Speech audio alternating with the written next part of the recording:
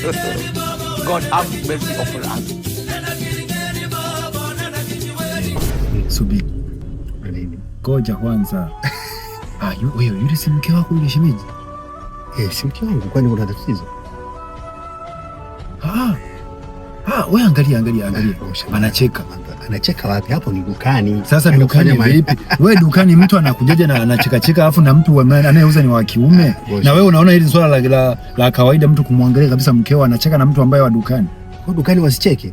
Jamani, acha uzoba. Nyinyi watu ambao mna hela mmefanikiwa. Hawa watu ambao mnakoga mnaona kama vile hawana maisha ndio wanaochukuaga wake zenu. Hayo mambo ya kizamani. Acha yule ni shemeji bana. Mimi siwezi mama.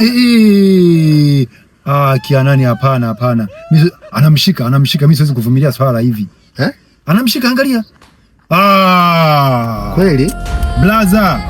Hapana hii sio fair. Huyu ni shemeji yetu. Mimi siwezi kumpoteza shemeji kwa mambo ya kizembe.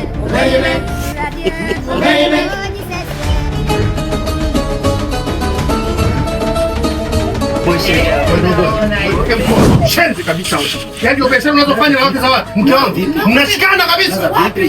Shenzi kabisa udofu. Wewe. Hujaona ngocha. Unaona anavyomshika mke wangu? Niachie. Mbona mambo ya ajabu?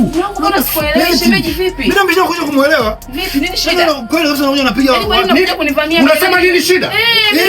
Mke wangu. Acha mambo yako ni ushamba. Wewe unapiga watu kwenye biashara zao. Shemeji shida nini? Mbona mmenivamia hapa jamani nimekuja kufanya shopping? Mimi tena ni huyu mimi. Nini shida? Nenda nyumbani mchezo. Nenda nyumbani. Mimi siwezi ama maisha mimi siwezi. Unasemaje? Unasemaje? Nyumbani. Toka nyumbani.